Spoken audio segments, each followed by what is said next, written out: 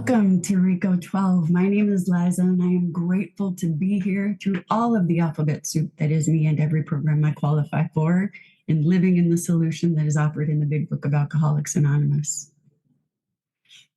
It is an honor to be here today. Rico 12 is all about exploring the common threads of addiction and sharing tools and hope from those on a similar path. We gather from diverse backgrounds, faiths, and places to learn and support one another. Our speakers are members of various fellowships, addictions, and afflictions, thus showing the common threads of recovery, no matter our addiction or affliction. Today's speaker for the 287th meeting is our very own Justin B. As I say, Justice B. Justice B's too. Whatever, it all works. The topic today from him is going to be the power in recovery prayers, and we get to him and his message in just a few minutes. First, I want to take care of some business. Rico 12 has several recovery resources in our family of podcasts and social media communities. To learn more, listen more, and connect more, or just hang out and grow with us, you can check out the other podcasts that you can find at www.rico12.com, RECO, like the first part of the word recovery, 12, the numbers 1 and 2.com. And join our social communities, checking out the chat and show notes. They'll be here for those of you that are alive and can have access to that as well. Rico 12 is fully self-supporting, and your contributions help us to continue our mission. Special thanks this morning for the generous support from David and to all of our spearheads, past, present, and future. Your donations really and truly help in this project. If you also feel the desire to become a spearhead and support this cause, visit www.rico12.com/support or click on the links in the show notes and chat for one-time or monthly donation opportunities. Your support, not just financially, but with your word of mouth, makes a difference in keeping us able to share these messages of recovery. Forward each meeting to receiving from the light reflected from our speakers, and that light inspires hope, meaning, worth, and growth in us, the listening audience. I have now the distinct honor of introducing our guest speaker for today, Justin B., and give a little background on him.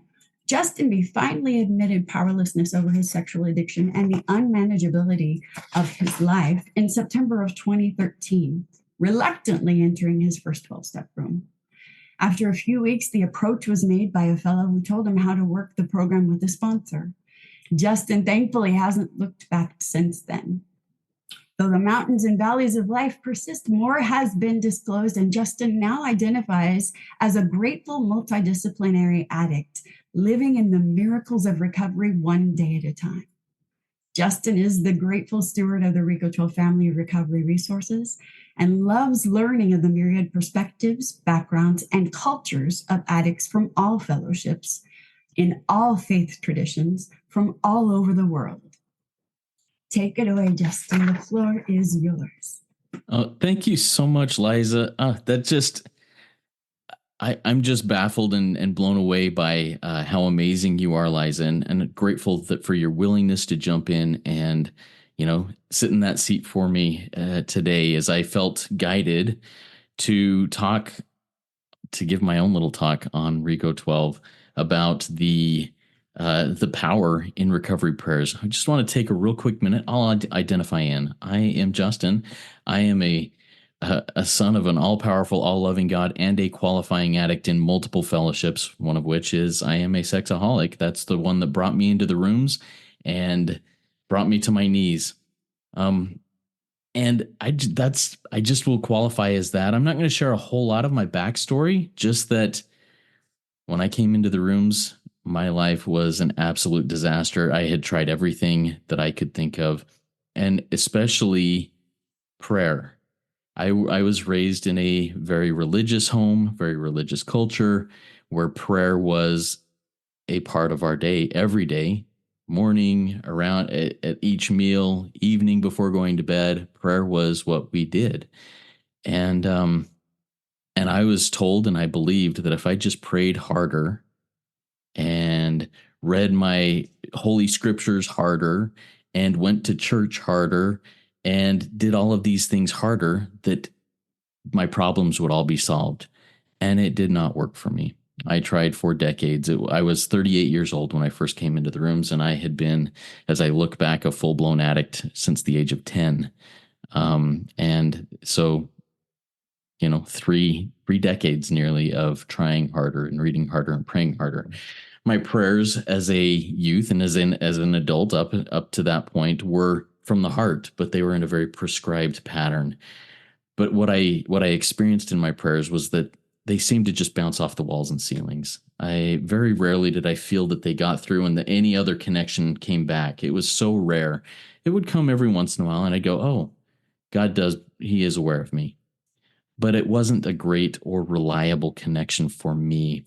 And early in recovery and in my before coming into recovery, I felt some bitterness and maybe some blame that I had towards other who I felt had taught me incorrectly. I thought, we're sitting here talking about prayer and about God and all of these things, and yet why am I not connecting? Why am I not able to live what is being preached and what I'm even preaching? Why am I not able to experience that? And I felt there's some bitterness and some resentment there in that. And then when I first came into the rooms, eventually I was exposed to one of the base prayers of 12-step recovery that is said in nearly every meeting throughout the world at some way or another, the serenity prayer. And initially, and I had heard that prayer before when I'd, see shows on TV or something like that would throw a 12-step room in there. And that was what I thought these things were. And I'd hear that serenity prayer and I'd go, okay, great. That's great. But those lines, God, grant me the serenity to accept the things I cannot change, courage to change the things I can, and the wisdom to know the difference. Now, I had somebody explain it to me, and it was a speaker on Rico 12, one of the first, I can't remember, a couple of dozen speakers. He said, when I was taught this prayer, the guy who taught it to me, I'm sitting in jail, and there's a big whiteboard at the front, and the guy comes in, he goes, all right, this first line, grant me the serenity to accept the things I cannot change. He drew a line almost all the way across the top of that whiteboard and left about an inch of the entire whiteboard. And he said, that line is God's line. Those are the things I cannot change. Courage to change the things I can. He goes, that's this little blank spot, like 1 inch of that massive line. That's the things you can change. And the wisdom to know the difference is basically knowing that the only things I can change are the things that are right here with me, that are in me and with me. And that's the only things I can change. And when that explanation hit me, I thought, okay, so if I just back off and breathe and say, you know what, I can't control that, I will have greater serenity. And as I practiced that, I did have greater serenity. Later, I was introduced to what I understand is the full version of the Serenity Prayer. And I'm going to go through a few of the, I'm going to go through the rest of that full version of the Serenity Prayer as Reinhold Niebuhr originally wrote it. And I think it may have been written a little bit different than this, but this is the understanding that I have of it today. After the wisdom to know the difference, the next line is living one day at a time, enjoying one moment at a time. What more recovery is that? I'm sober one day at a time. I am only able to deal with my life today. I can't deal with tomorrow. I can't deal with, and even an hour from now. I'm enjoying it one moment at a time and living one day at a time. Next line, accepting hardship as the pathway to peace. And I think we got the principle of acceptance in there. Acceptance is the key to pretty much everything, having serenity in my life. Accepting, in fact, the next couple of lines is taking this sinful world as it is, not as I would have that. Now, sinful, yes, that's the word that was in there, but I love being able to improvise and throw in words here. For me, I may throw in taking this imperfect world, this messy world, this violent world, this rejecting world, this whatever is eating my soul right now world, as it is, not as I would have it, because anything that's coming in from the outside is on God's line, the line that I cannot change. Grant me serenity to accept the things I cannot change. This imperfect situation, this messy world, whatever it may be, as it is, not as I would have it. Next line, trusting that you, God, will make all things right if I surrender to your will.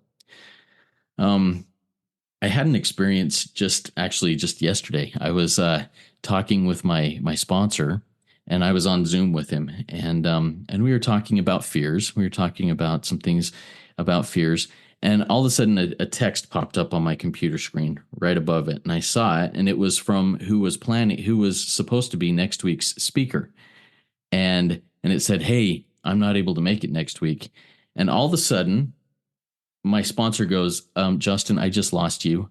You lost your connection with me and you lost your connection with God, and your face just fell. What's going on? And we were talking about fears. And I told him what happened. He goes, well, Justin, God already has somebody in place for next week. He already knew this was going to happen. Relax, take it easy. And all of a sudden I went, oh, trusting that he will make all things right if I surrender to his will. And lo and behold, I have a speaker for next week, and it just happened really quickly. And the final lines of this full version of the Serenity Prayer is that I may be reasonably happy in this life and supremely happy forever with you in the next. And then the thy will, not mine, be done added in there. Reasonably happy in this life. I should not expect to be roller coaster thrill happy my entire life. That's just not how it goes. But I can be reasonably happy even in the hard times, even in the imperfect world, the messy world, even when things don't work out how I am planning them to work out. This prayer to me has become the core of practicing the principle of acceptance of things as they are. And it brings massive amounts of peace in times when I could really lose all semblance of serenity and go into fear. Some of these lines have become part of my working vocabulary. Taking this, like I said, improvised word, taking this messy world as it is, not as I would have it, that just really allows me to pause when agitated and connect with God. All right. So that's the Serenity Prayer and how that has really helped me regain some connection with God and gain some serenity with how things are in the world. The next recovery prayer that I was introduced to was the step 3 prayer. And this prayer, I thought, okay, step 1, I have admitted powerlessness. My life is a mess. Step 2, I come to believe that there's a power greater than myself that can restore me to sanity. And step 3, I decide to turn my will and my life over to the care of that power that's greater than me. And to me, those first 3 steps are all about me and all about God. And that's how I was going into it. Okay, it's just me and God, me and God, me and God. And then a couple of years after I had taken this step 3, I went through step 3 with somebody else. I was taking them through step 3, and a couple of words jumped out at me. So I'm going to read step 3 prayer, and I'm going to improvise. I'm going to comment on it as I go through it. God, there's God. I offer myself to thee. It's all me and God. To build with me and do with me as thou wilt, me and God. Relieve me of the bondage of self, that I may better do thy will, me and God. Take away my difficulties, so that victory over them, my difficulties, may bear witness to those I would help. All of a sudden I heard those I would help, and step 3 became so much more than just me and God. And how am I helping them? Not of my power, not of my love, not of my way of life, of God's power, God's love, and God's way of life. And may I do thy will always. Comes back to me and God, but the purpose of that is to get out and work with others and serve others and bear witness of the victory over these character defects, these difficulties, and help others. I think that's that step 3. I like to call it a covenant that I always thought was just between me and God becomes up and out. It's me, God, and others. And that goes out there, and that changed my whole perspective on things and really emphasized to me the importance of working with others and how quickly that importance actually comes in. It's not, I don't wait until step 12 to do that. It starts at step 3. The next prayer, recovery prayer, that has kind of sequentially really affected my life is what's known as the sick man's prayer. And this comes from the big book of Alcoholics Anonymous. And the reading from a big book goes, we asked God to help us show them, people that had offended us, people who had stepped on our toes. We perceived that they stepped on our toes, that they've done us wrong. We asked God to help us show them the same tolerance, pity, and patience we would cheerfully grant a sick friend. When a person offended, we said to ourselves, this is a sick man. How can I be helpful to him? God, save me from being angry. Thy will be done. Now, when I first heard this prayer, the addict mind in me was like, yeah, everybody out there is sickos. They're all sick.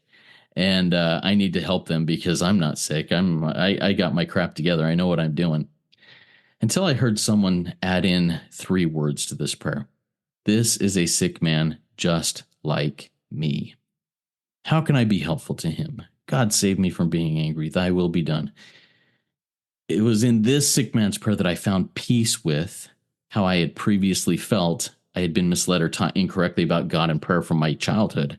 All of a sudden I went, these people who were teaching me, whether it's my parents, people at church, wherever it may be, they were sick people just like me. And maybe they weren't, maybe they were, I don't know, addicts.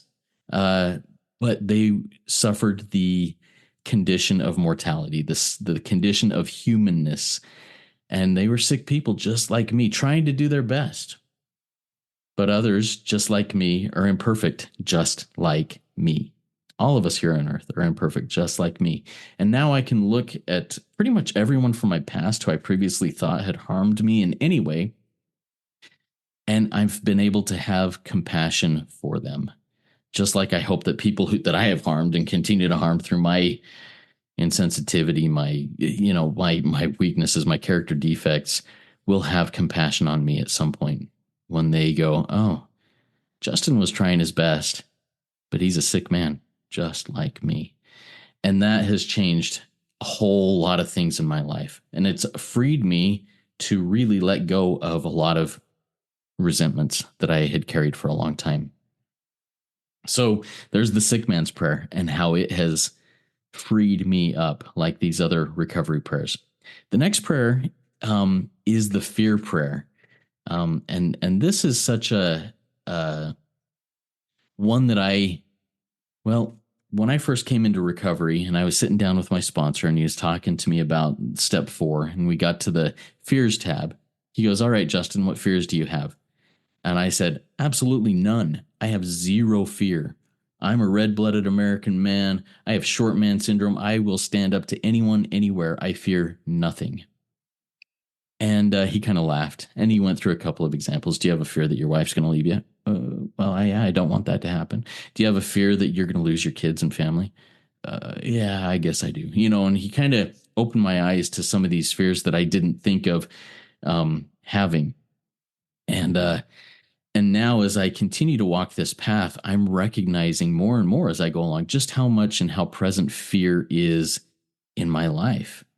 It's always been hiding, lurking below the surface, and influencing me in ways that have not been helpful. But the fear prayer says, God, remove my fear and direct my attention to what you would have me be. And I think there's some powerful things in there. I think if I were the one writing this prayer, I would say, direct my attention to what you would have me do. But I love how the big book says how you would have me be. It's a change of what I am. It's killing off the fear that is trying to do to me and inviting me to become something better, an instrument in God's hand to, well, that victory over them may bear witness to those I would help, right? And fear is something that victory over fear can bear witness to those I would help of God's power, God's love, and God's way of life. And I think that's a powerful thing there. I think the fear prayer is something that is becoming more and more valid in my life today. I haven't said that a whole lot throughout my recovery, but over the last couple of months, it has become more and more meaningful to me.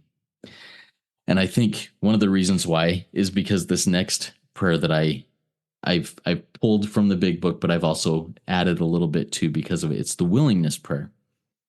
I think with fear, a lot of times that when I'm fearful, it's because I'm not willing to do what I believe God is putting in my path. I'm not willing to do that. That character defect of mine, avoidance and procrastination, I love those ones. They give me control, at least perceived control, and I'm not willing to give them up. But the willingness prayer is, God, help me to be willing to, and then I put in there whatever it is. But what I do is, well, I'm not willing right now. So God, help me to be willing, to be willing, to be willing. Yeah, as many times as it takes to, release this character defect, this, whatever it is that's in front of me that I am avoiding or not wanting to change. And that's a powerful one for me, is help me to be willing, because like I said, there are some things I'm just not willing to, at this point. And hopefully that changes, and it will. God has proven that as I pray that prayer to be willing, eventually the willingness comes, and then it happens, and it's really cool. All right, the step 7 prayer. I love this prayer, and this was one, I think chronologically, this was right after the step 3 prayer when I learned this and the power of it. But I'm going to go through this here and read that, and I'm going to emphasize a couple of things here. My Creator, I am now willing that you should have all of me, good and bad. And I'm going to pause right here. I don't get to choose what is the good and what is the bad. I'm giving it all to God.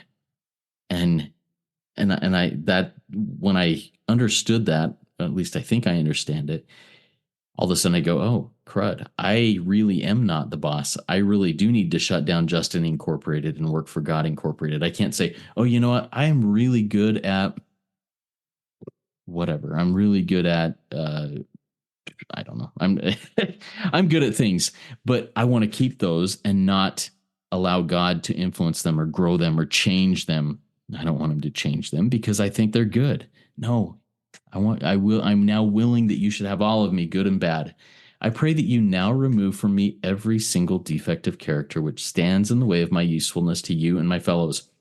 Once again, we bring others into this, and I'm removing character defects that stand in my way of my usefulness to God and those around me. And then this last phrase is one that I have incorporated into nearly every prayer I say in public and private, whether it's at church, whether it's at home, sitting around the dinner table. Grant me strength as I go out from here to do your bidding.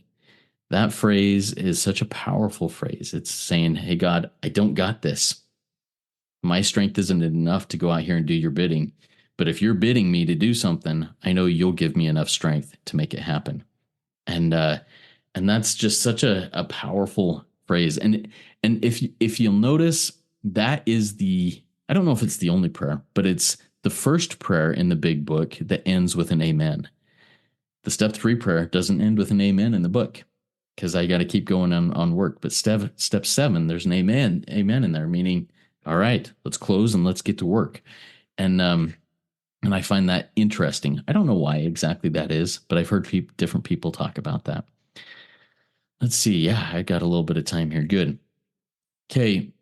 The set aside prayer. This is one that we open this meeting with every week, just a minute before we hit record on it. And it's one that when I first heard it, I thought, man, that's powerful. Because I don't know if you're like me, you think that, I think that I know what I know. And when I think I know something, I think I don't need to know anything else. But I love the set aside prayer. God, please help me set aside everything I know about, everything. And we can list off all of those things.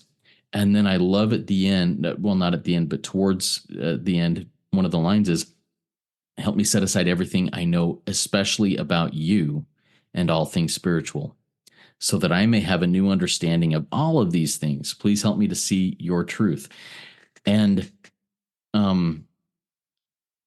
when I first came in, like I said, I came from a very religious family. I thought I knew God. And I thought that the way I understood God is the only way anybody can understand God, the only true God, and all those things. And as this prayer has really sunk down deep inside my soul, I realize I don't have a clue of who God is. And in fact, I love the tense of the words in step 3 and step 11. God as we understood him. God as we understood him. Because if I still understand God today the same as I did yesterday or last week or last year or 10 years ago, I am stuck. I'm stuck. And there's so much more to learn. And I love in one of the closing paragraphs of the first 164 pages, God will constantly disclose more to you and to us. And he does. And I choose to call God a he. However you see God, I don't, whatever. But God will constantly disclose more to me, and he does. And that's I love that I can be surprised every day if that's what I seek and if that's what is disclosed to me. Oh, there's a whole new way of seeing you, God. Thank you. Now I can understand this part of my life a little bit better and apply these things into my life. I love that.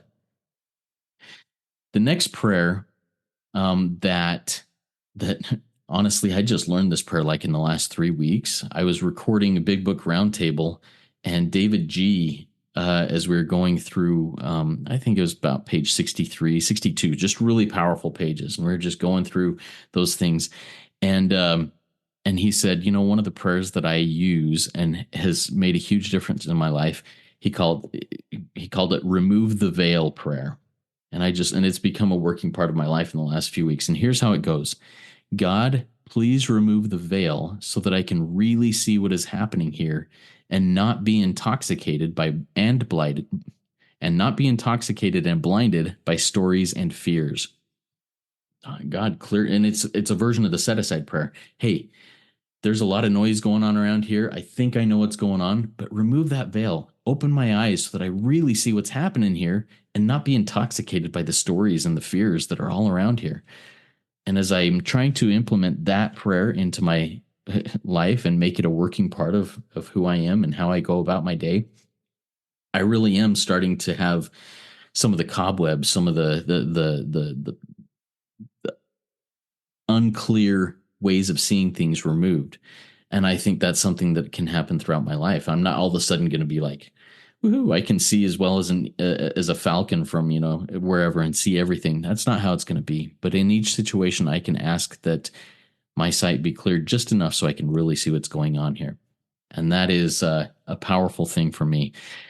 Now, one thing that I've learned, I talked about how I entered the rooms with, all the prayers were from the heart, and it was in a kind of open-ended prayers. They weren't fixed prayers. They weren't written prayers. They were done with some sort of prescribed format, but it was my own words. And that's kind of where I've come to full circle.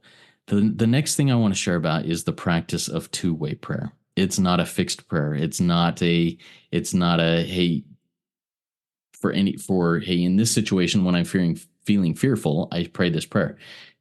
Two-way prayer is basically asking God a question, listening, pausing, and writing what comes to my head and what comes to my heart. And I learned two-way prayer. Well, I think it was initially I learned two-way prayer from Father Bill W., who has been a guest on Rico 12 a couple times. And it just blew my mind. I went to a workshop that he used to hold on two-way prayer, and I thought, wow, this is really cool. But what I find the big difference between my previous prayers from the heart and two-way prayer practice now before it was me talking, amen, hit the road, hit the pillow, hit the food, whatever it was, and not listen. I wouldn't take the time to listen. I just talk at God rather than having a conversation there. And the difference now is that I'll ask a very simple question. I'm not going to go on for 5 minutes talking at God. I'm going to say, hey, God, what would you have me do and be today? Or God, what do I need to be aware of today? Or God, who do I need to reach out to today? And then I sit in silence pen in hand, pad of paper in front of me. This time of year, because it's still dark in the mornings when I do this, I have a candle at my desk. I light the candle and I just sit there because it's dark, and I sit there in quiet and listen. And then I write what comes. I don't judge it. I don't filter it. And when the flow stops flowing, I pause and reread the question and then read the answer that I wrote while keeping in mind the four absolutes. Now, if you're not familiar with what the four absolutes are, there's some guidelines that were brought into AA from the Oxford group, which is where the first members, Bill W., Dr. Bob, learned and got sober about many of the things that have been brought into the 12 steps of recovery. And those four absolutes are absolute honesty, purity, unselfishness, and love. Now, I check it against that. And if it checks all those boxes, and I got to wrap up here, then it's from God. But I love this line from the big book, these lines. And being still inexperienced and just having made conscious contact with God, it is not probable that we are going to be inspired at all times. We might pay for this presumption in all sorts of absurd actions and ideas.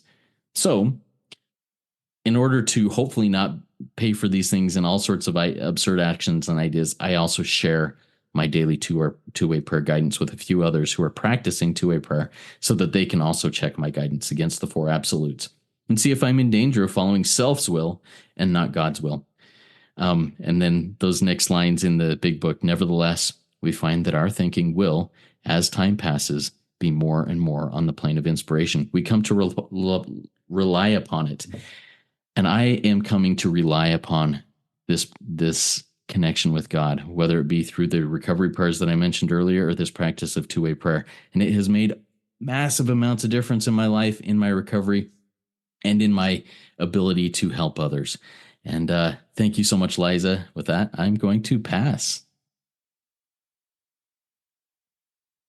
Thank you, Justin. Oh man, every time I hear any, it's kind of like when I read the big book, right? Like I'll hit a page, or there'll be a page at a meeting called out or whatever. I'm on your page, and finally everybody's like, "You say that every time," and I feel like I do the same thing with every Rico thing, especially when it's people that I am so fortunate to get to know and love. I'm like, "Oh my God, it's my favorite." I'm like, "You say that every time," because it's legitimately true, right? Like I love it so much. Thank you for that.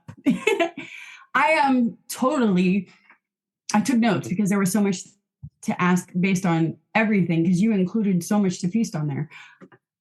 I heard in the beginning, you said that you were guided, and I want to come back to that because you said you were guided to take certain steps and do certain things, both in your creation and evolution of Rico 12 things, but also your life, your prayer life, everything that is all of what we get to do in this way of life.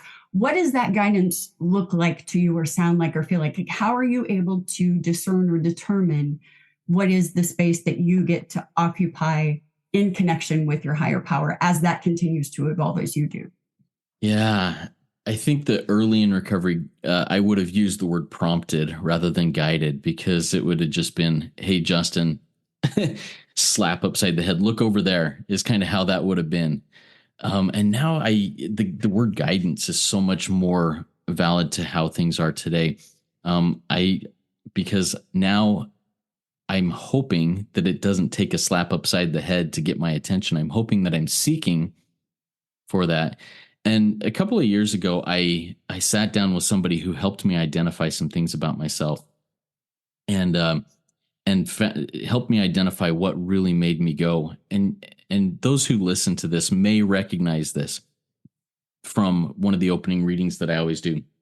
My personal brand, the reason why I think I exist and why God has me doing whatever I'm doing, whether it be Rico 12 or whatever, is that I'm seeking guidance so that I can reflect light, inspiring hope, meaning, worth, and growth in others and in myself. But how does guidance look now? It is, I seek guidance. I say, "Okay, God, what do you need me to be today? What do you need me to do today?" And I feel that. Man, there are times when words come to my head and heart that I'm like, that is not me. That is definitely a power greater than me. Where did that come from? And oftentimes it comes when I'm sitting down and talking with one of God's kids, being of maximum service to others. they'll say something and I'll be like, all right, God, I have no idea where to go. And boom. And there it is. And that's kind of how that guidance works is it comes to my thoughts. And it usually is it's in the same way that I speak, because I think God speaks to me the same way I speak, but it's words that I would never formulate myself. So does that make any sense? Does that answer the question? Yeah, perfectly. That's fantastic. I love that. You also said, well, first, let me get to a question from one of our people in the live audience. Is there a link or a place where all of these different prayers can be found? That's just a place or certain pages or whatever? Or will you have something posted that people could link to that might list them or reference them? I have seen like documents with all of these prayers, or maybe not all of them, but most of them. But what I can do is my notes that I took for this, I can basically have that available to anybody who wants those. And I can just send an email to rico12pod@gmail.com and I can send you these notes that have all those prayers. Thank you for that. And great question. Thank you, Misha. And then, so also another question for you from our live audience. Are there any actual two-way prayer meetings that you attend or that are your favorite to go to? Or is there even just a broad reference or place for those kinds of resources on what two-way prayer is, whether it's through Father Bill W. or elsewhere? Yeah. So I always send people when they say, "Hey, Justin, tell me about this two-way prayer thing that you're talking about." I always send people to twowayprayer.org. It's Father Bill W's website.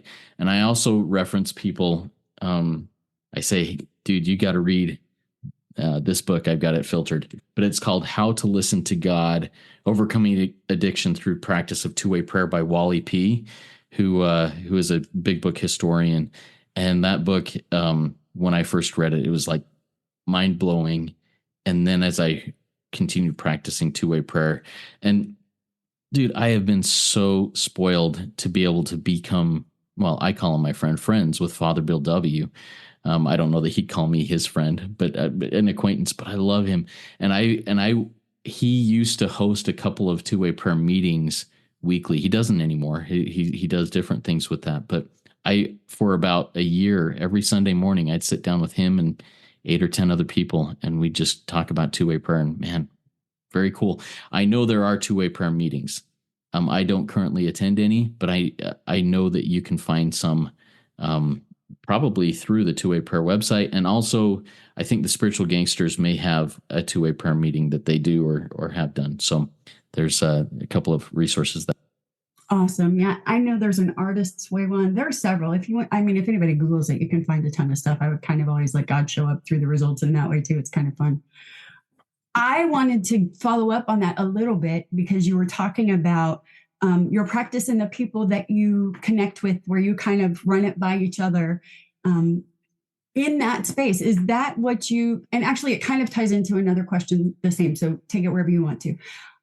In some fellowships, the idea of what sponsorship is and what those relationships look like beyond your initial running through the steps, right? Whether it's a God squad, whether it's a sponsorship relationship, whatever it is that space of things, what has been most beneficial for you, in addition to living your 12 by sponsoring, right? But I mean, in having those, whether it's the God squad or like Mark Houston and those guys had the steel on steel connections and relationships, what have been the most significant places for you in those deep, meaningful, personal relationships that allow you to continue to level up in your recovery and grow with a group intimately in the ways that you do this work? Does that make sense as a question? Do you know what I'm saying? Yeah, it does. I think it does make sense.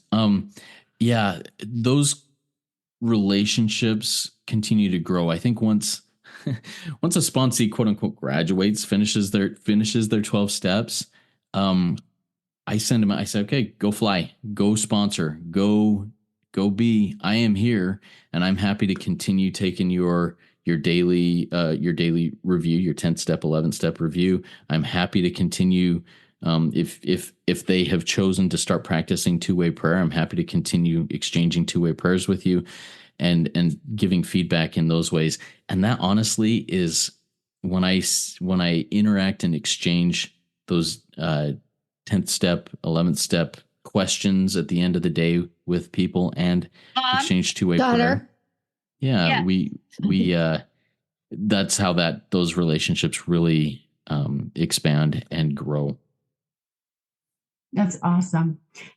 Aligned with that also, are there spaces where you think your understanding of things as you continue to grow through both the application of reading the big book and doing all that you do within the Rico family, and also living your life and out there doing the other things in all of the ways that you connect both to fellowship people as well as church family people, family people, right? In all of those things, when we start to practice these things in all our affairs, is there a space where you've noticed changes in your relationships with anybody that you've invited into that space with you in prayer, even if they're not a 12-step person? Absolutely. And I'm going to go specifically to church on this, and my church community and my work community, but I'm going to go to church on this. As I have applied these principles in all my affairs, I have been able to, well, one, bring a wrecking ball into church with vulnerability and realness, but to allow other people to go, holy crap, Justin, he's being pretty vulnerable right now, and he's sharing things that I have never heard people actually share and mean. And so that has created more connection with people that I would say beforehand were friends, but I didn't know anything about them. They didn't know anything about me. We saw each other on Sundays and maybe once during the week, but that's as deep as it went. And now there's a real connection there, and practicing these principles in all my affairs has really opened that up and honestly changed the culture of many places that I interact with in church. So I love that. Thank you. I'm also curious. We have a question about that God's line visual that you gave us. I love that.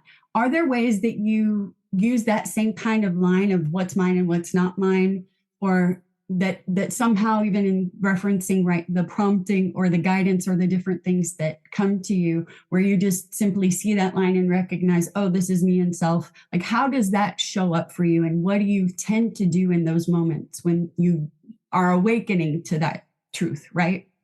yeah, absolutely. And I wish I was as aware of this quickly. My wife is hyper aware of it. That's not my line. Not and her line is not my circus, not my monkeys, not my circus, or not my circus, not my monkeys, or something like that. And it usually takes her or someone else to say, Justin, is there really anything you can do about that in whatever way it is? Before I go, oh yeah, that's probably on God's line. Okay, I'll give that to God. I wish I was as quick to recognize that. I'm getting quicker. It's becoming more and more a working part of my life and of my thought process. But my still default is I'm a red-blooded American man. I'm a short man syndrome. I can do this, and whatever is in front of me, I can control it. That's my initial go-to, but it's becoming less and less that way. I love that. And hey, so given the rooms that we know you came in by your story, and your Ricos here have been phenomenally open about those things too, what is in your relationship with your wife? Like, how do you spiritually nourish one another and do things that are specific to your relationship that have been healing, that maybe other people that aren't sure whether they're going to stay married or even in relationships, or, you know, in that kind of space where there seems to maybe be pain that isn't yet, I won't want to say gotten over, but right, when you're still in the beginning stages of trying to build something as God would have you do it, and you are changing your own life, but there's also this tethered group of people or person that is yours that are also hopefully going with you. Like, how did you guys learn to navigate that space? Man, that was such a crazy road, and it's a really long story, and I will share it more in depth, or maybe I'll have Heather, my wife, on sometime to share a little bit more about that, because it's really more her story than mine, I think. But she came into the 12-step rooms, the Anon rooms, 8 years before I ever was willing to set foot in these rooms. And she got healing, and for whatever reason during that time, she never felt guided to say, Justin, it's over. I'm out of here. You're a loser. And I'm so grateful for that because she could have and probably should have, honestly. But, well, she shouldn't have because it's not the way it worked out. But she could have very easily. But how we work together now is recovery is both of our lives. She spends so much of her time giving back, and her job now is working with addicts who are trying to fight to maintain their children, who are in danger of losing their children. And this is a new thing that she's worked for a long time and just started here in the last 6 or 8 months. And so this recovery life has become really our whole way of life and how we connect with each other. We still have trouble connecting in non-recovery ways, but when we're speaking the language of recovery, it's a powerful thing, and we're developing the other ways as we go along. Oh, that's so beautiful. And I love her just because I love you. And like, dude, the way that you describe things with her is absolutely beautiful to me. And as someone that came in, chose a sick person in my sickness and have watched things transform in my own marriage, it's magical to see what can happen in those spaces. And I love that you guys embody that. We have an anonymous question. First, thanking you for your share. And then specifically when you continue to watch, as we're guided to through the book in multiple ways, but that part of continue, what does that look like for you, either in relationship to what a 10 looks like or just broadly? Yeah. So step 10 is another thing that I have really gotten a much better grasp on over the last couple of years in my recovery. Continue to watch. And I love what it says on page 84 of the big book. Continue to watch for selfishness, dishonesty, resentment, and fear. When these crop up, they grow. They're going to happen. They are going to happen. Even if I'm in a good connected place with God, things are going to crop up, but then we ask God at once to remove them. So really my step 10 process is what it says here. Immediately, oh God, I am resenting this situation. Remove my resentment. Take it away from me. I can't handle this. Pick up the phone, talk to somebody else, shoot off a text message. I love I love this voice. You can do a voice message thing through text on Apple phone on iPhones now, and you can also do Marco Polo. So it doesn't have to be like live and in person. But I can still send a message to somebody and state it out loud and get it out there. And if I need to make amends, I do it right away, and then I turn my thoughts to being of service to someone else. If I'm if I'm at work and I can't actually get up and go serve someone, I can turn my thoughts, and that changes my perspective. And that's what my step 10 continuing to watch looks like today. That's fantastic. We have another question for you related specifically to religion, right? Because you grew up in a very religious situation, even prayer and those kinds. There's a certain idea, especially for a lot of people that aren't comfortable with the whole God thing. I always reinforce that, that's just a shorthand. It doesn't really mean anything. We just say that because that describes that we're all reaching whatever ours is. That's what that is. For you, how has not only your relationship with that higher power evolved, but even your understanding or lack of understanding of what that power that is the power we live by evolved with you, or something that is truly set apart from what the religious aspects of that have been? Mm. Yeah, I think I've recorded on this. I don't remember if it was on here, but I've probably said something about it on Rico 12, but I think I've talked in a couple of other groups about my experience with this. I eventually had to fire the God of my understanding that I thought I grew up with. I had to kick that God to the curb and say, "Hey, you're not strong enough, you're not loving enough, you don't care enough, you aren't aware enough of me." And I needed to find a new God. Now, what I found for me is that when I did that and I opened my mind and said, "God, who are you?" All of a sudden I realized that the God of my youth was that God, but being taught to me from God rather than from somebody else, and with a perspective of love, so that I'm not hearing the smiting and the the burning and the whatever else. That stuff doesn't that's not the God of my understanding, but the God of my youth and childhood is the God of my understanding today without those aspects. But it came to the point where I had to say, I am willing to give up everything to know you, God. I'm willing to give up my religion, my culture, my everything that I have known my whole life to know you. Now teach me who you are. And it's been a scary but really cool process. That is awesome. I heard you describing about taking that pause, and what that looks like when you apply that, and also how you used to pray and it was extensive, and then now it's just really simple and kind of just gets to the core, and you're in a space where you're more ready to listen. I was recognizing for me, right? I think some of us, when there's religious stuff or whatever in the background and we think about prayer, we feel like we're in like one of those bad, scary movies or something where like if you have a wish, but you don't state it just right, like you're going to end up dead or something. So we're like trying to throw in all the lawyer speaking caveats to make ourselves like, okay, but just in case you're thinking this and I'm getting punished that way, let me see this, right? So it's like all of these things, it's like this huge run on sentence. So we can finally get to the point that we actually need or whatever in prayer. Without that, and being able to just kind of get to the core of whatever and listen for those answers, how does your sense of timing exist in the infinite, right? When you're in that pause and waiting for the answers and doing the next right thing in the meantime, what does that time and space actually look like for you as you wait patiently? Yeah, great question. And I've never actually thought about this, but as I ponder on that right now, Liza, I think that moment, that time,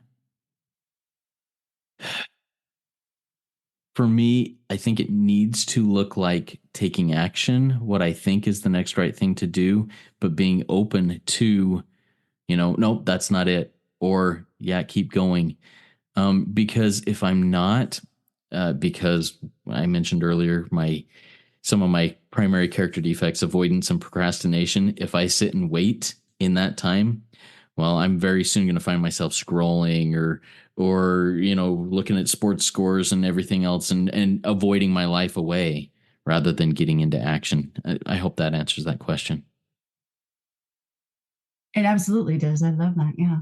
I think patience, like a lot of us, aren't like naturally patient people, right? So, like, I'm going to make it happen even if I have to do it. And now we're like, wait, what am I doing? You tell me, I'm just going to wait. And then we're like, well, what do I do while I'm waiting? So I So, love that. Thank you. So my two-way prayer from yesterday, and I'm not going to read it, but it was pretty funny. I was given 3 specific checklist items to do in my two-way prayer, and I was like, okay, I'm going to get to work on it. And I had already closed it up, and then I had this thought come to me, say, Justin, patience. It's like, oh, okay, I'll sit back for a minute, and I know what I've got to do, but I'm not going to jump in right now. So that was a pretty funny thing that you just brought up and reminded me of my guidance from yesterday. That is awesome. And even aligned with that. So then when you take God with you everywhere, right? When we live that 53 choice that God truly is everything, and we want to be open and we're setting aside all of the things that we think we know all the time, what does it look like for you to carry God with you throughout the day? You know, I'm not successful at it all the time, obviously, but when I feel connected, in my belief in things that I believe are scripture, one of the repeated guidelines is to pray always. That doesn't mean to hit my knees all the time. It doesn't mean to be going around talking to God like this. It means to keep that thought, God, what is your will? Thy will, not mine, be done. What is the next right thing to do? How can I be of service? Just have those thoughts and open communication with God. And I think that's what it looks like when I'm in a good place. When I'm not in a good place, I'm just an automaton like many other people.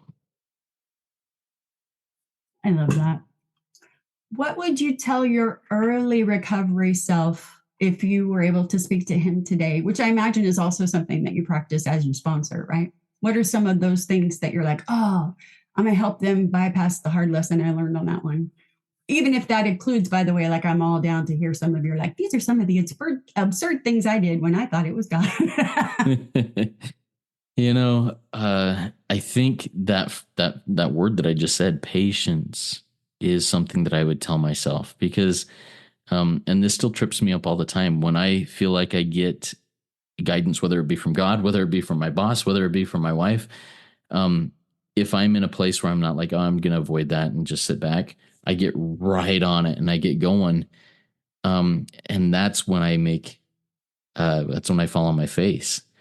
I need to breathe, have patience. And I would advise myself, Justin, just go along with what's being shared by your sponsor, by these people that have what you want, and don't expect to be them and in their place today just because you talked to them once. Have patience with the process and let it happen. Grow with God, grow with yourself, and go with it. Be patient. So that's what it. I think that's what it would be. That's beautiful. And honestly, that tendency to compare or um, even the intentional and deliberate invitation, right? Like I always say, God is everywhere. We don't have to ask God to come in because God's not there. We do that because we need to wake up, right? Like I'm being conscious to the fact that I've been operating unconsciously. And so now I'm very deliberately and intentionally saying, like, dude, I know you're here and now I'm going to be aware of it. I'm so sorry, right? Yeah. I love that. There's a question related to your relationship, and probably would be better asked of her genuinely because she was in program before you were. But are there things that you've noticed that become a part of how we operate in recovery within relationships with someone who may or may not still be in the old ways of life as opposed to our new one, that are a prayer in that space that you're familiar with or have heard, or even that she told you or something, that is a way of kind of getting through those perhaps challenging moments? So Liza, let me make sure that I understand. Actually, would you re-ask that question a different way? Because I kind of got Yes, lost in it. absolutely. No, it's a bunch of word salad, dude. I was Trump all day on that one. Sorry. So genuinely, is there a prayer that you know or are familiar with that is applicable, or even just a page, something within our kind of context of operation, the way we live this book and with connection, that is useful for somebody whose partner or people in their lives may not be where they are recovery wise, that helps you to continue to meet them where they need to be met instead of hoping for yourself to get what you want? I gotcha. And I think, I think that's one that or a situation I think that I have with sponsees sometimes. Come on, man, why aren't you getting this? But especially with my wife, I think my wife would be able to answer this question much more than me. But I've heard her say things before, like, you know what? When I married Justin, I took it to God before I made that decision. And I felt that God said it was the right thing for me to do. I'm going to stick it out for a little bit longer. And I'll just ask him again, is it still the right thing to do to be with this person? And I think that's the same prayer that I have with my sponsees. God, is it still the right thing for me to do to be spending this time with this person who is not putting into practice the things that we're talking about? And I'll keep doing it until God says, it's time to let him know that, hey, keep trying. I'm still here. When you're ready to work this, come back to me, But I think that's kind of it. Is this still your will that I stick like this that. out? Yeah. Well, and how simple, right? I love that. One more question before we wrap up. And I'm sorry, the script specifically. I was just so eager to get into questions with you and responding to our beautiful people in chat that I was just like, pepper them with questions now. I want to know everything. Last question. So, if someone is dealing with a lot of fear related to higher power and what that might look like, or what that relationship was previous, often from religious context, right? How do you encourage them to seek God and understand it from a perspective of love and patience and tolerance? Yeah, and I think this is a place where that practice that I talked about earlier of firing God and saying all those things that I thought of you, heard about you, experienced with you, you're on the curb. I don't ever want to see you back in my head again. And then there's a really cool practice in one of the books from Sexaholics Anonymous called Step into Action, and it's a step 2 inventory, one method of working step 2, and it's basically I make an inventory of powerful people in my life who I have felt powerless in their presence at one way or another, The next column is what happened? What did they do that made me feel powerless? Next column is what did I learn about God from these experiences with people? And I write that out. And the next column is the truth I choose to believe today about God. You know, and if I can actually go through this process and really fire that old God and choose to believe these things, a loving God, a patient God, a supportive God, my biggest fan who's in the stands cheering for me as I'm on the field of play, saying, even if I fall on my face, fumble the ball, whatever it may be, is still saying, Justin, I'm proud of you. Go do it. You can get back up and do it again. That's who I want. And that's the process that really changed my own perspective with God. That is so powerful. I'm going to listen to that like 20 times. Thank you for that. That's magnificent. Thank you, Justin, for your fantastic share and for everything that you do in everything that is the Rico 12 community and your life, man. I'm so grateful to even just trudge next to you. It's such a gift. If we, by meaning you guys listening, have not addressed a question that you have, or you want to know more, or even considering joining the WhatsApp community, send an email to Rico12pod. So that's RECO, like the beginning of the word recovery, the number 12, like our steps, and pod, P-O-D, like podcast, at gmail.com to join us in this conversation. If you haven't already done so, please rate and review the podcast on Apple Podcasts. It really is a powerful way to work your step 12. Next Friday, we get to hear from a Rico 12 veteran, Dennis T., whose topic is going to be around the concept of our recovery gardens, root and branch. I'm so looking forward to hearing from him. Stay tuned on the WhatsApp community and our email list for more information on that. And again, if you aren't already on the email list or within our groups, go ahead and send that email to rico12pod@gmail.com, just asking to be included, and we will gladly do that for you. Let's launch off into the rest of our day. Justin's chosen the prayer of St. Francis that he's going to say for us, and then I will bid you all adieu. Thank you again for listening and being here. Thank you so much, Liza. And this is another prayer that's really affected me in my recovery. And we'll get all these questions posted in the WhatsApp group that are on here that we weren't able to get to. All right. Lord, make me a channel of thy peace, that where there is hatred, I may bring love. That where there is wrong, I may bring the spirit of forgiveness. That where there is discord, I may bring harmony. That where there is error, I may bring truth. That where there is doubt, I may bring faith. That where there is despair, I may bring hope.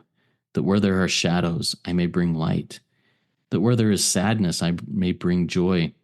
Lord, grant that I may seek rather to comfort than to be comforted, to understand than to be understood, to love than to be loved. For it is by self-forgetting that one finds. It is by forgiving that one is forgiven. It is by dying to self that one awakens to eternal life. Amen. Amen. Thank you. Thank you so much, Justin, and everyone here. Again, there is one who has all power, and that one is not me. May you find God now. Keep coming back. And when you do come all the way in and show all the way up, we get to trudge this happy road of destiny together. It works if you work it, and you are worth it. I've seen stars fall from above. I've fallen in and out of love. I've been high and I've been low. Now I know I just can't do this on my own. I've seen a boy become a man. He got lost without a plan. He's so far away from home. Now I know I just can't do this on my own. Your arms surrounding me. Your touch is grounding me. No longer searching for purpose all alone. 'Cause now I know that I just can't do this on my own.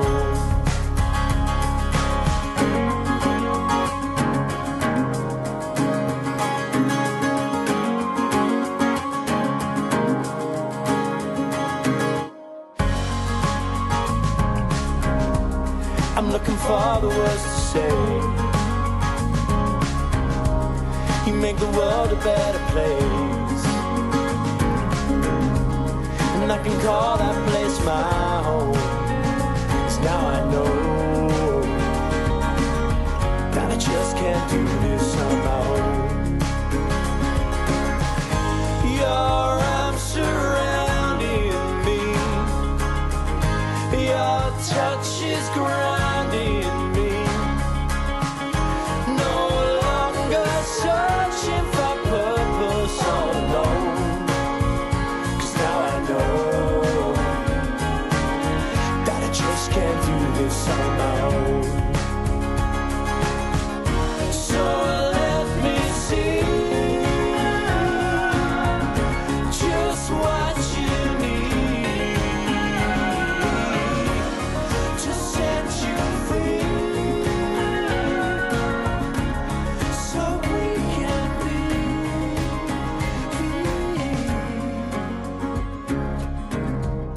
I saw stars fall from above. I fell in and out of love. I got high and I fell low, but now I know that I just can't do this on my own. No, I just can't do this on my own. I just can't do this on my own.